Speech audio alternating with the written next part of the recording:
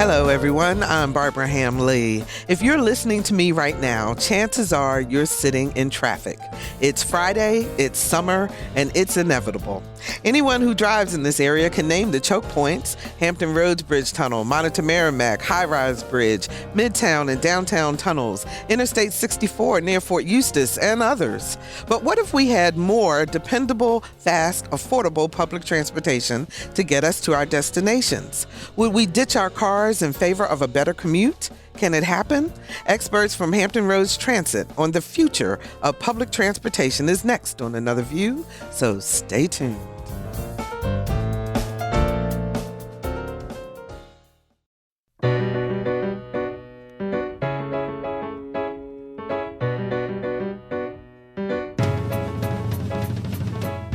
Discussing today's topics from an African American perspective, this is Another View. Hello, everyone, and welcome to Another View. I'm Barbara Ham Lee. I want to begin today's program with heartfelt condolences to Lisa Godley, the producer of Another View. Lisa's mom, Lizzie Godley, passed away last Saturday. It is always difficult to lose a loved one, but Lisa and her mother were not only mother and daughter, but best friends. Lizzie Godley was a teacher in the Portsmouth School Division for more than 40 years, very active in her church, First Baptist Church, South Hill, and was a mother to all of us here at Another View. So to Lisa, her daughters Jessica and Jordan, and the entire Godley family, we send our love and our sympathy. Funeral services for Mrs. Godley are tomorrow at 11 at First Baptist Church, South Hill in Chesapeake. So on today's show, we're going to talk about the future of how we commute in Hampton Roads. Are you one who has already figured out the public transportation system currently in place and use it on a regular basis? Or are you like the majority of us who sit in traffic on a regular basis? According to the 2016 ODU State of the Region report, drivers in Hampton Roads spend 45 hours a year stuck in traffic. Can you believe that? That's a lot of time. Can we continue to sustain this, or is more reliable, affordable, regional public transportation the answer? Joining us on Another View with some answers to those questions is William Harrell, President and CEO of Hampton Roads Transit. Hi, William. Hi, good afternoon. Thank you so much for joining us. We appreciate it. Thank you. Also, Jamie Jackson, Director of Transit Development for HRT. Hi, Jamie. Good afternoon. Thank you for having us. Absolutely. Pull the mic up just a little bit for you so we can hear you. There you go. And Samantha Sink, Transit Development Planner, also with HRT. Hi, Samantha. How you doing? Hello, I'm well. Good. Thank you guys so much for being here. So, we talk about 45 minutes a year sitting in traffic. You would think that all of us would be on the bus at this point. What's the disconnect, William? What do you think? Yeah, that's a great question. Only 1 to 2% of us ride public transportation, and there is a real significant reason for that. Based on our current funding model, most of our service is an hour between buses. In some routes, 30 minutes is a luxury, but the challenge is it takes several hours in some cases to get to your destination, as well as transfers. Mm-hmm. We don't have what's called a dedicated funding source to support our public transportation. So a lot of the burden of the operating costs fall on our member cities. So as a result of that, we have a fragmented system, which makes it difficult to navigate the region. So what we're doing is trying to educate the public. We're glad to be on your program to talk about it, because we need to get our citizens engaged to let their city councils know how important public transportation is for the economic viability of Hampton Roads. And I know we're going to talk about the budget and what happened this year and kind of Sure. the plans going ahead. But Jamie, let me ask you, just so that all of our audience is kind of acclimated, what cities does HRT service at this point? And who is the typical rider? Okay, so we primarily serve the 6 cities in the Hampton Roads area. So that's Chesapeake, Hampton, Newport News, Virginia Beach, Portsmouth, and I'm missing one. Norfolk. We are here and we are present. And I live in Norfolk as a Norfolk and Ghent resident. So we actually have a very diverse customer base, not only as far as race or color, but ultimately from all walks of life. So if we're looking at age or our demographics of our riders, we actually skew a little younger than maybe other transit populations similar in size. So we've got about 56% of our riders are between the ages of 18 and 34 years of age. We skew primarily or predominantly women. So that's about 55% of overall ridership makeup. But we are heavily minority. 73% of our riders are minority riders in our system. So as far as demographics go, and as you referenced before, again, diverse as far as age, again, heavily minority. So we consider those things as we provide and distribute transit service in our region. That's something we have to consider. And also, again, as far as who we touch, even though we serve the 6 cities, we also touch the cities of Williamsburg and a little bit of Suffolk and other areas. So even though we primarily service the 6 cities, we've got people from all over and beyond our region actually accessing transit service. And Samantha, you not only do buses, but you also have other services. Correct. We operate the Tide Light Rail service, the Elizabeth River Ferry service, as well as our complimentary ADA-required paratransit service for our differently abled customers. So everybody has an opportunity if they want to ride the bus. Absolutely. But the question is, will it go where they need to go and the time frame that they need it to happen? Well, Ray Amaruso, and I promised I'd give him a shout out. He's our chief of planning and does a fantastic job for us. We're in the process of looking at all of our routes because it's important that we connect to the major employment centers.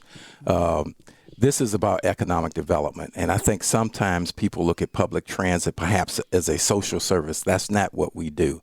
We're taking people to work, to medical appointments, and it's important that we touch the major economic drivers of the region to help support our economy. Okay, so let's talk about this funding model for just a second. So the 6 cities that you service pay for the service or pay per rider? How does that work? Great. They pay per service hours, if you will. But the challenge is each city, and I'm a former city manager, so I understand city government.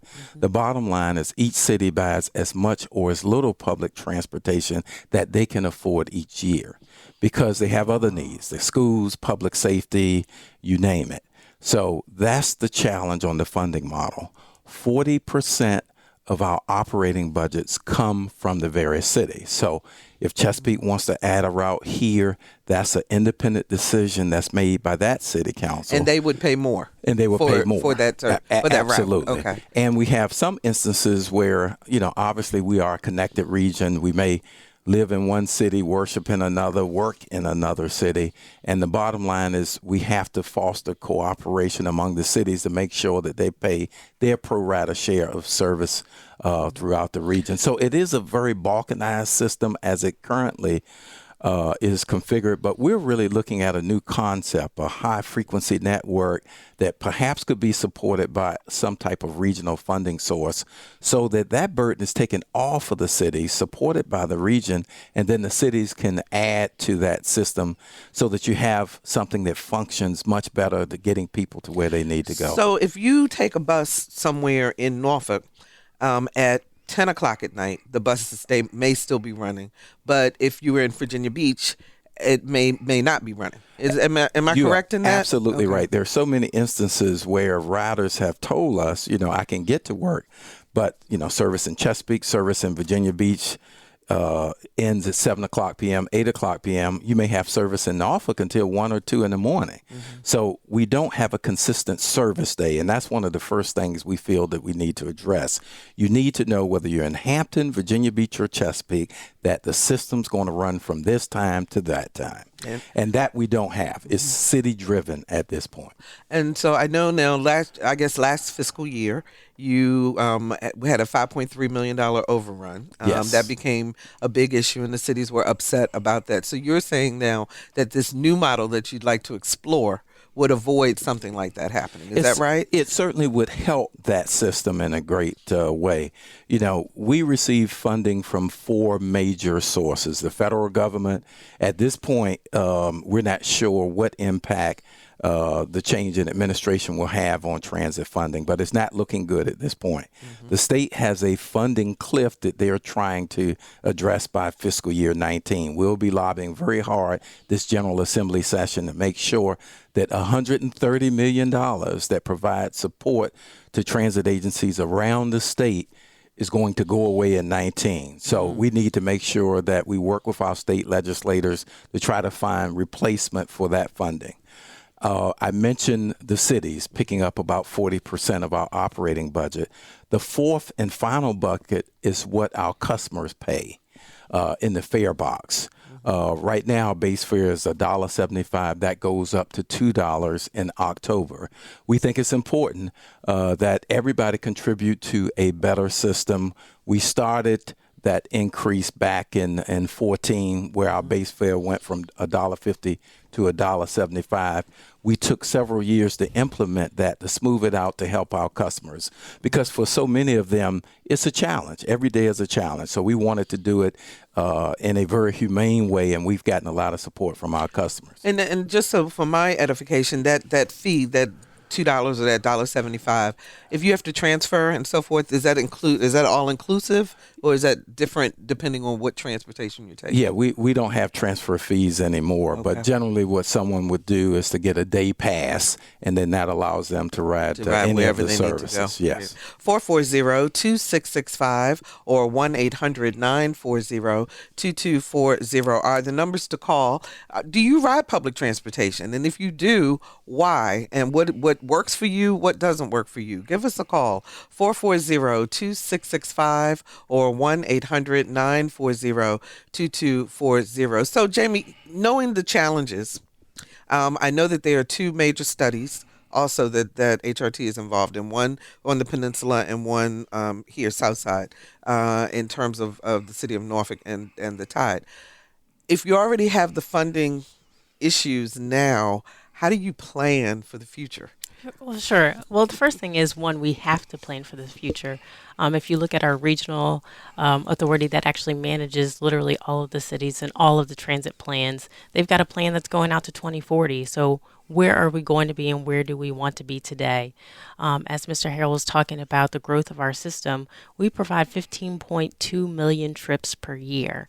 And that number is going to continue to grow. Again, as more people come into the region, we want to make sure that we're competitive as a region, not only to the automobile and highways, but literally to transit as well. And I know Sam can speak to that concept as it relates to our peers, and I'll let her do that. But we're looking at both the Norfolk West Side Transit Study that's looking at extending high capacity transit, which could be bus, light rail, or streetcar from the current infrastructure of the Tide to the Navy base. And also, and I'm leading that project as the project manager, and Sam Sink, she is leading the Peninsula Corridor Study. So, and Sam, let me ask you this, because even as you think about the planning and think about the changes, there's still a mindset of people who live in this area also. Do you think that needs to change to, hey, public transportation would work for me and this is a good thing? I think there is a little bit of a mindset change that needs to happen, but I think people are primarily reacting to the environment that they're presented with. When you have these kind of post-World War II suburban development patterns that require a lot of parking for, a Walmart or a grocery store or what have you, and all that parking is free, and we've really made it so that having your own car is the only efficient way to get around. And until we can kind of promote those other types of mobility, like transit, bikes, and pedestrian, and walking, as well as change our land use patterns, stop subsidizing the private automobile with all this free parking, I think people aren't really going to change their minds because it won't be an efficient way for them to get around. But Jamie, we were talking about the fact that millennials, in particular, as a group, seem to want walkability, public transportation. They're not quick to run out and get their license as, the baby boomers. We were there the day we turned 16, Yes. we're at DMV, Absolutely. right? Yes. And now you hear of stories of people saying, you know what, I'd rather do it a different way. Will that help? Yeah, well, I would say HRT is taking a proactive approach and looking at all of those things. As Sam said, making sure that you have mobility options for everyone. Millennials don't drive cars. For those millennials who are listening now, they may not have a license and they may not want a car. Who wants to pay car insurance, taxes, fees? And if you're just getting a job, you're not going to have the newest car, so it could break down fairly frequently as well. But also, we need to think of it in two ways, not only for the millennials, but look at our aging boomer population. We've got a population that we've spoken to in the region as it relates to both of our studies that say, I don't plan to have a car and I don't plan to ride, or my parents don't plan to drive their car. So are we setting up an infrastructure that will make them successful? And I think the Tide is one of those resources that does that today. If we have bus rapid transit in the future, that will do that as well. Because again, millennials are fantastic and they make up a great piece of our population. But what about the boomers? Again, we've got two populations that both are going to move away from their cars. Is Hampton Roads ready to actually make sure that they create an environment where people are going to stay here, or are they going to move to a Charlotte or maybe a city in Texas or to Florida where they have those systems in place? HRT, along with our cities, really need to focus on those populations so we can actually start adjusting to the future of the region. Let's hear it for the boomers. William, are you surprised that Hampton Roads has not gone as far to the public transportation model as maybe Northern Virginia or other big metropolitan areas? I mean, is it because we're regional, but yet we're also individual cities? Is that what's holding us up? Well, I do think the governance with independent cities and counties plays into that, where the cities sometimes perceive that they're competing against each other. But the bottom line is we're competing with other regions, whether it's the Savannah area, whether it's Charlotte. That is who Hampton Roads is competing with. So I think, the thought process has to evolve, and it needs a paradigm shift. That's the bottom line. We've done a lot of best management practice analysis of, where communities and regions are making better multimodal choices. And the bottom line, congestion has to get to a place. We as individuals tend to procrastinate. So at some point, people will begin to evaluate whether it makes sense to be in your car as long as you are. But we want to get ahead of that and put some alternatives out there so that people can see that there is a viable option. Right now, one of the things I do when I meet with the Chamber of Commerce and other business groups, I point out in some cases it may take you 20 minutes to drive to a destination. Today, based on current service levels, a lot of time it may be an hour and a half or 2 hours to get to that same destination.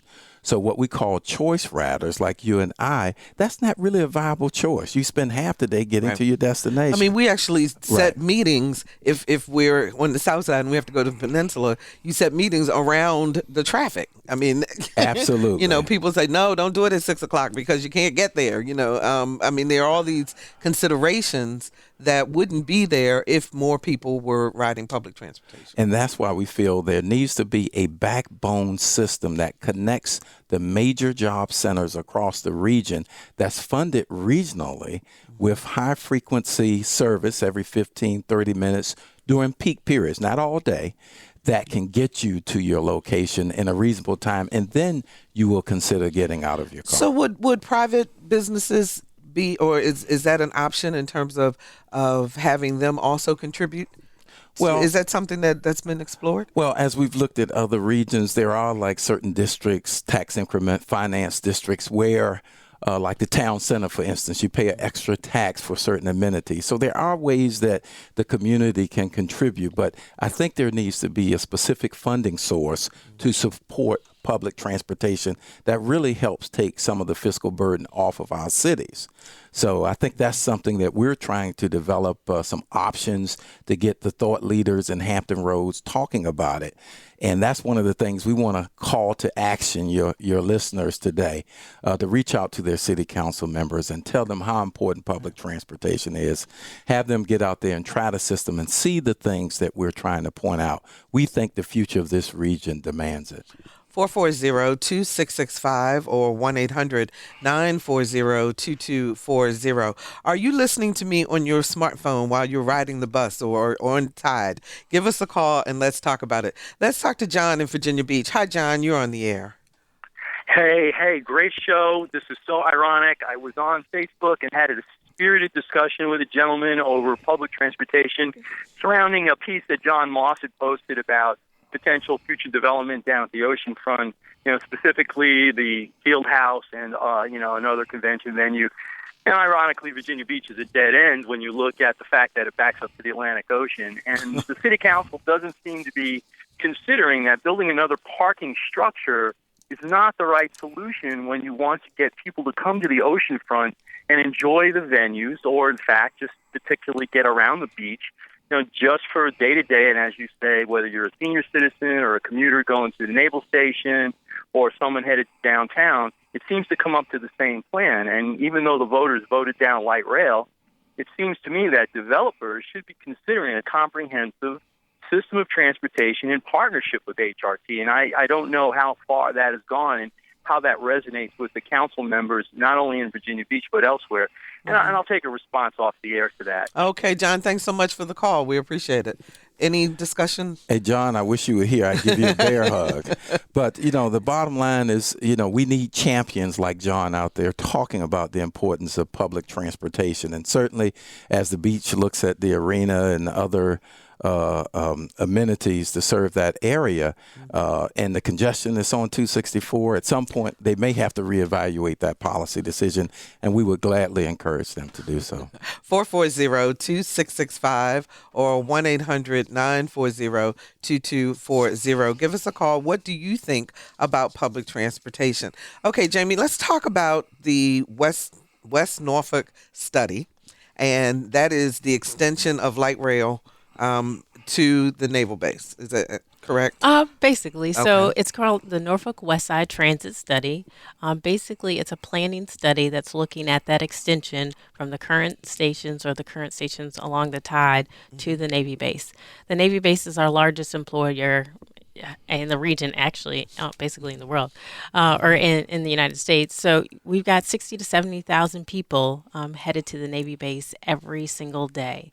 We need to make sure that we have that jewel that we have as far as having that infrastructure in place, that it's ready for the military who serve it every single day. So we can't have our military, whether it's civilian or otherwise, stuck in traffic every day. So if something's going on in the country and we've got our Navy personnel, as you see every single morning on the news, backed up 25 to 45 minutes, is that really the situation we want? So we have the Norfolk West Side Transit Study looking at that. Now, the West Side Transit Study is specifically focused on the west side of Norfolk. So we did a study in 2015 that looked at the east side and the west side. This study is actually focusing primarily on the west side to see if there's a path that gets us from the Tide to the Navy base on the west side of Norfolk. So the Ghent, Collie, Hampton Boulevard areas, Granby Street, Church Street. Is there a path that we can get there? We're looking at all modes today, so that could be light rail, it could be streetcar, or it could be bus rapid transit. So we haven't determined what type of transit technology there is today, but we've met with several stakeholder groups, including the Downtown Norfolk Council. We've met with people from the Ghent Business District. We've met with the public for stakeholder meetings and a public meeting to get their feedback on what would make sense for you as far as key destinations and activity centers serving that area. So we've got really great feedback. We've got 14 ways that we're looking at to get to the Navy base. We call them alternatives. So we're evaluating those today to see if we can get those down to potentially 3, get some additional feedback, and see if there is a way on the west side that we can get to the Navy base. Can people still participate if they're community groups or individuals who want to add to this information? Is it too late? No, it's not too late. This is a 12-month study. We're in about month 4. We have a website that is up on the main HRT page, so I'll just direct you to go hrt.com, and you'll be able to see that information for the study. We've got a survey online that we'd love for you to take. You can look at those 14 alternatives and click the email button, and you can provide me directly your feedback. Again, this is a city which we all live, work, and discover in, so we want to make sure they have that. You said that there was a west side and east side Correct. Study, and you decided to focus on the west side. Correct. Is that because of the naval base? I mean, is that how do you make that determination? Sure. So the Federal Transit Administration said that once we finished the study in 2015, we had a good idea on the east side where we were going to go. So that path was basically defined. On the west side, we ended up with which basically looked like a cloud, which didn't say kind of which street areas you'll go get from the Tide to the Navy base. So the FTA, Federal Transit Administration, directed us to look at that cloud further, pick an alignment if there's one available on the west side, and evaluate that further. Then what we'll do in about a year is look at that west side alternative, if there is one available, and compare that to the east side through the environmental review process. So since the federal government is funding the study, then I am assuming the federal government would kick in some dollars to make this happen? William? Yes, we think that the New Starts program certainly would be applicable to this. It's going to be very important, however, that we work with our congressional delegation to sustain those programs. The president's budget cut billions out of transportation, and certainly, we want to work with the Congress to make sure that doesn't happen because it's part of driving the economy. I can't leave that. But I do want to come back to the question you raised earlier about this region and why this dialogue hadn't evolved more. I do think as we've researched other areas, I mean, Houston and others that are very car-centric as well, I think when people get to a place where congestion gets to a point, you will consider transit if they are viable choices. And that's why we want to model really the road bill, HB 2313, that came in place several years ago. That allowed a regional funding source to support road, bridges, and tunnels. Now we see 64 under construction, a high-rise bridge. All of the 6 major projects that were sitting on a waiting list are now underway because you have a regional funding source to support the projects. We need that type of model for public transportation. If you're just joining us, we're talking about the future of public transportation in Hampton Roads. My guests are William Harrell, President and CEO of Hampton Roads Transit, Jamie Jackson, Director of Transit Development, and Samantha Sink, Transit Development Planner. The number to call to join our conversation, 440-2665 or 1-800-940-2240. Valeria joins us from Virginia Beach. Hi, Valeria. You're on the air. Barbara, how are you? I'm fine. How you doing? I am good. Good. And I'm really interested in that study about the light rail. I'm one of those people who sits in traffic going to the naval base on a daily basis. I didn't used to because I just moved. So I don't have a max ride that actually would get me to Naval Station Norfolk. So I have to go down to Military Highway and drive all the way in. But it's just so insane to have this region wherein if we could connect it, it would be so much more efficient. And I would be excited. You and me both.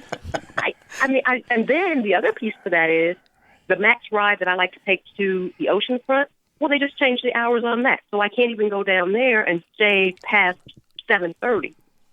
Okay. I was down at the MOCA the other day because Barbara was down there, and the Muse. That's an excellent exhibition. Thank you. I got down there, and I'm on the bus, and the man says, "Well, the last bus is at 7:30," and I'm thinking, "Yeah, no, we're not going to be done by 7:30." So then you have to struggle and try to figure out how to get back and do all those kinds of things, and that's just really unsaid. Actually, Valeria, thank you so much for the call. We appreciate that. I actually gave Valeria a ride back to her car at the ride share because she was stuck. I mean, because the bus had stopped going there. Samantha. Yeah, it's really tough for the cities because they're having to make these budget decisions about, how much service to provide every year. And, we're up against teachers and firemen and women and police officers. We're just another line item in the budget. And sometimes they need to cut a little here and there, and you end up with something like, I believe she was referring to the Route 960, which is a pretty direct service from downtown Norfolk to the oceanfront, cutting back the hours on that. And it's really inconvenient for our riders. And then as far as serving the base, military readiness is really paramount in this region. The commanders, they say that all the time. They always want more service from us. We want to be able to provide that service. And things like the West Side Corridor study are looking at making an efficient way to get sailors and contract workers onto the base, something where you're not stuck in that same traffic on 564 or Hampton Boulevard, where you can be on a train or a bus and just wave at all those cars sitting in the traffic. And I'm going to come to you about BRT in just a minute, but let's take a couple more calls. Jay joins us from, I'm not sure where Jay is from.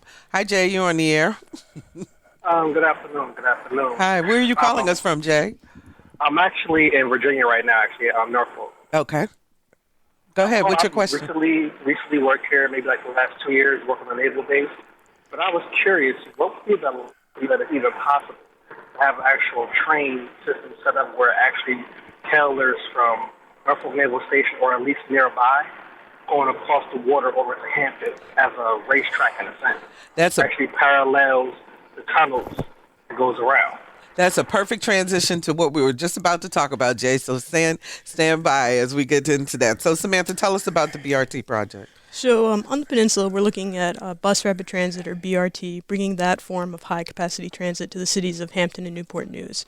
And the scope of that study is just looking at those two cities, not necessarily across the water. Okay. But if you build something in Norfolk connecting to the base, and then if you build some BRT on the Peninsula, then you have a really natural connection set up in the future to take advantage of the planned capacity increase on the HRBT. And BRT stands for Bus Rapid Transit. Correct. Okay. Yes. It's basically like a light rail on rubber tires. That same level of service.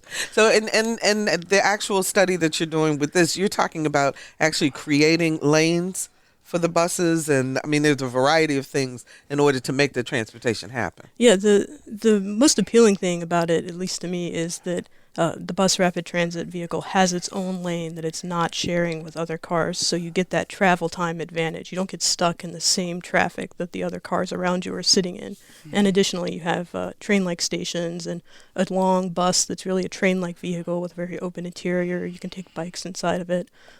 So that same level of service that you get with light rail. So where is that project in terms of the process?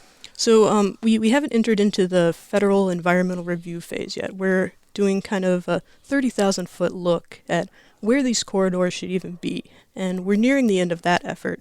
We have 3 corridors that we're bringing forward that we're going to ask in September the city councils to kind of give their blessing to bring forward.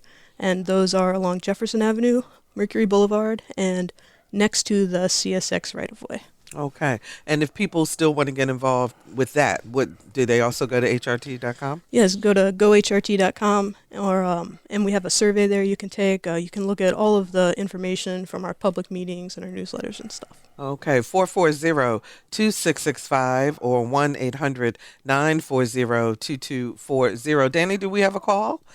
Let's talk to Alice in Virginia Beach. Hi, Alice. You're on the air. Barbara, and hello, everyone. Hi.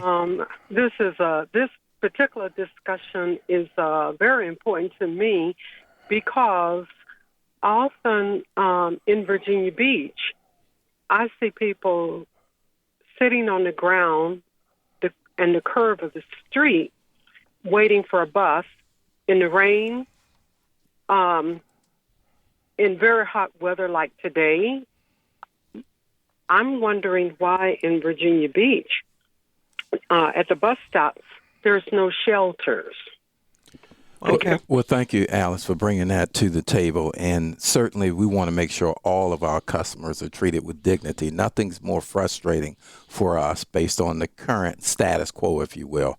I will say over the last 2.5 years, we got a grant to expand the number of shelters. I So think we're we've at got some numbers. 240 shelters today that we have either replaced or new shelters through the service area.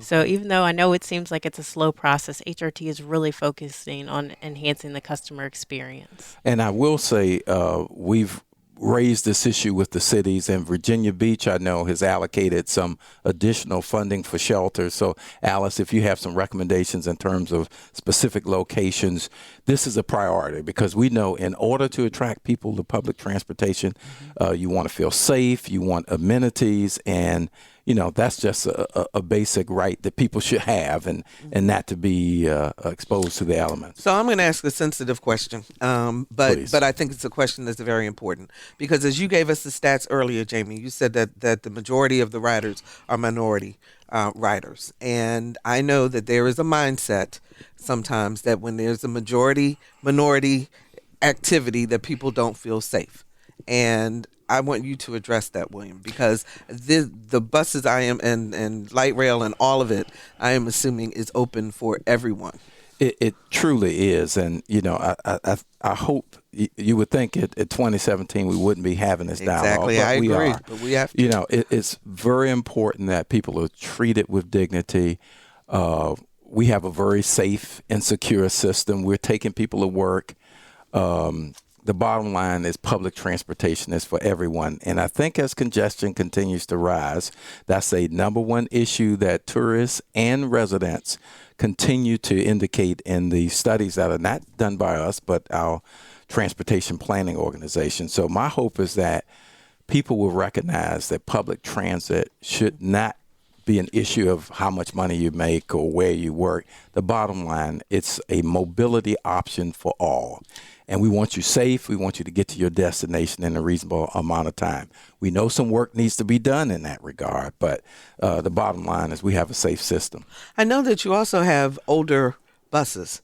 Yes. At this point, and that you need to start replacing some of those, I would assume, or keeping them up to speed. That's also a challenge for you? It is, and we're working very hard to improve the overall age of our buses. Right now, our average age is about 10-year-olds, which is beyond the Federal Transit Administration's recommendation of 6.5 years. So what we're doing, we have focused the majority of our capital improvements program to support purchasing new buses, rebuilding some of the older buses so that we can improve reliability. The challenge based on our funding model, and I have to keep coming back to that, is because the cities are putting 40% of the operating budget, they don't put as much in the capital side.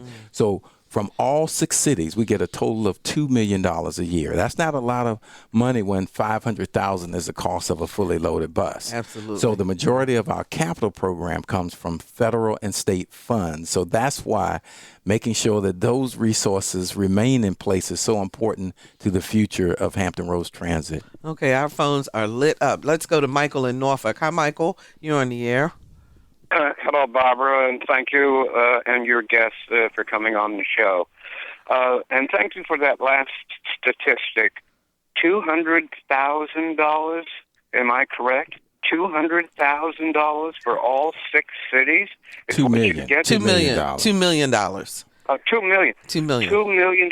Okay, well, I just heard a conversation on another station a couple of days ago, maybe it was yesterday, and somebody from American Prosperity or a group like that said that they went to the Virginia Beach City Council and blocked an expenditure that was going to give $20 million to the Hyatt Hotel going up on the beach.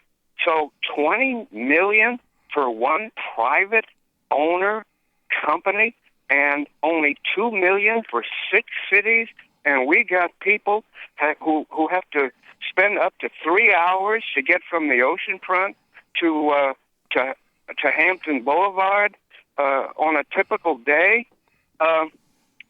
Randall O'Toole of the Cato Institute has come to this area, has analyzed our transportation problems, has written a very comprehensive book about the problems around the country, and he says that light rail is about 4 times more expensive than buses, we could greatly increase the amount of service going to areas where you're not standing in the rain for an hour because your bus was 2 minutes late making a connection. Okay, Michael, let William and the rest of the panel respond to your comments. Thanks so much for the call. Well, one of the things, and you can certainly go to our website, gohrt.com. We also have another website, Connect Hampton Roads, where we're talking about shaping a dialogue, a vision around different multimodal issues. The bottom line is we don't believe that a one-size-fits-all strategy works for this community or any other. Well, we also have different natural barriers too that become a problem, or a challenge in terms of determining what types of transportation we're going to use. Absolutely. Light rail and that form of high capacity public transportation should only really be in your most dense corridors where you have potentially the ridership to support that.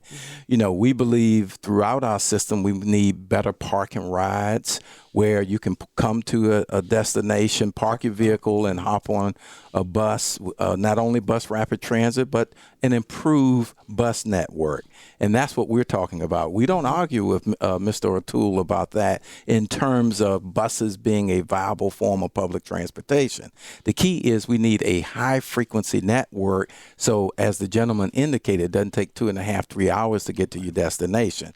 If you know you can get there in a reasonable amount of time, people will be more apt to step out of their car. So, we embrace all forms of multimodal public transportation, and we appreciate his comment. And it would help if people just started using what we have now. Absolutely. So that things can get better moving forward. So, Jamie, Waterside is here.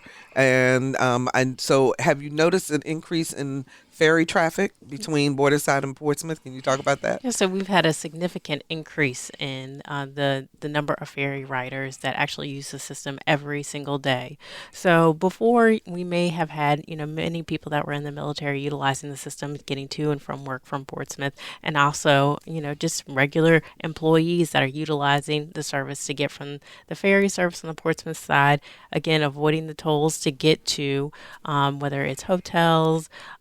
We've got the new ADP that has opened up. Again, a lot of people utilizing the service, but the numbers have increased.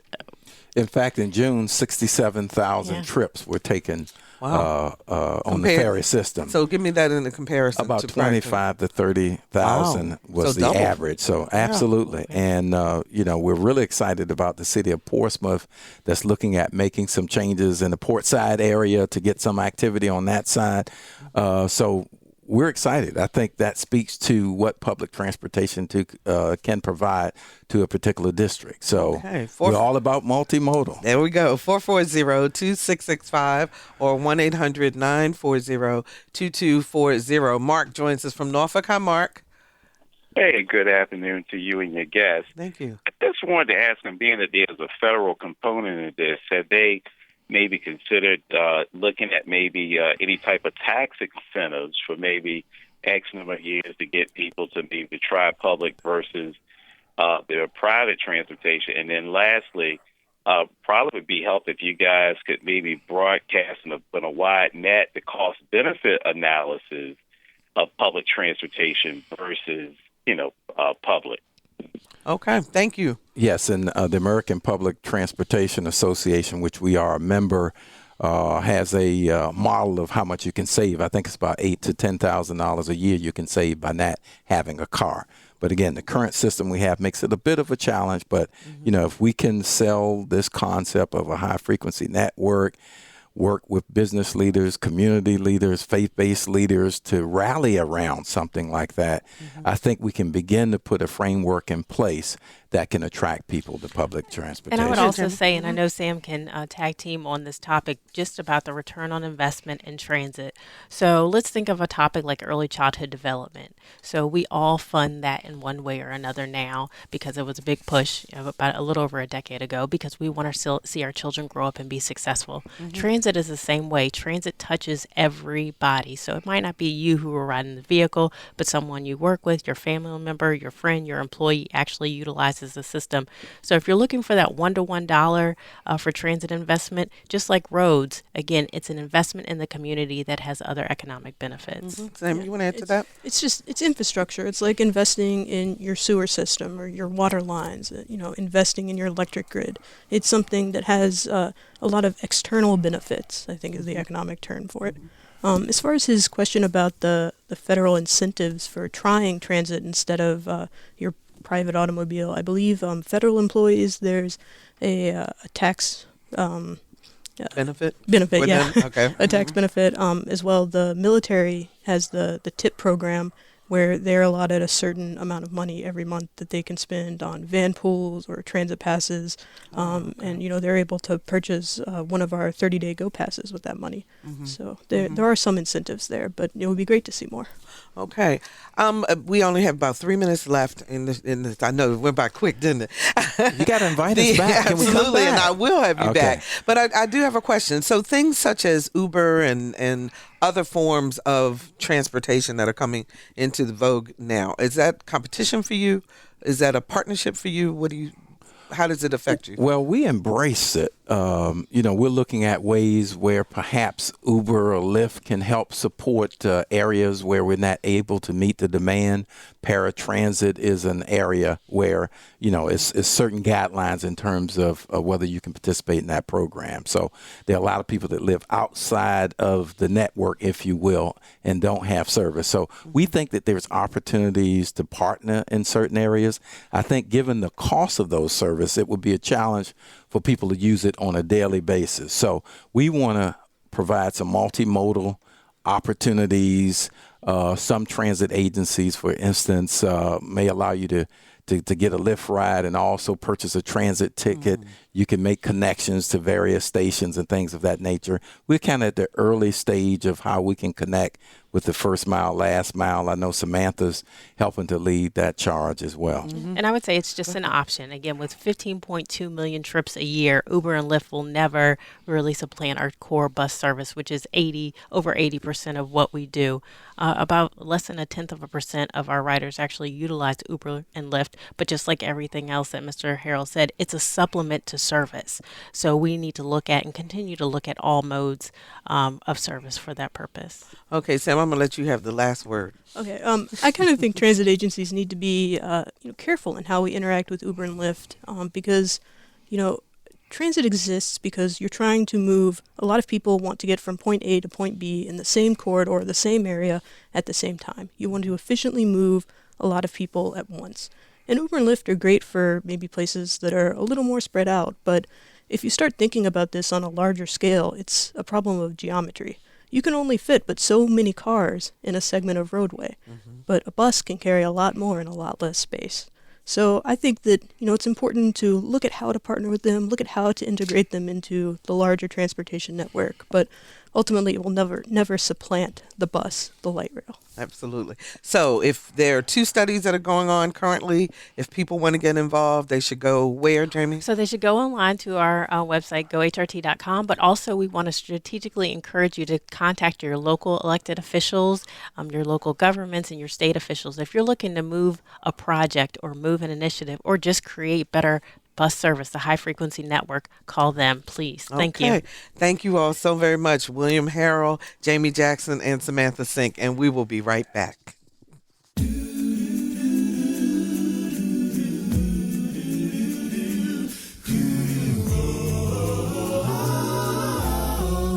Hi, I'm Claude McKnight of the group Take 6, and you're listening to Another View.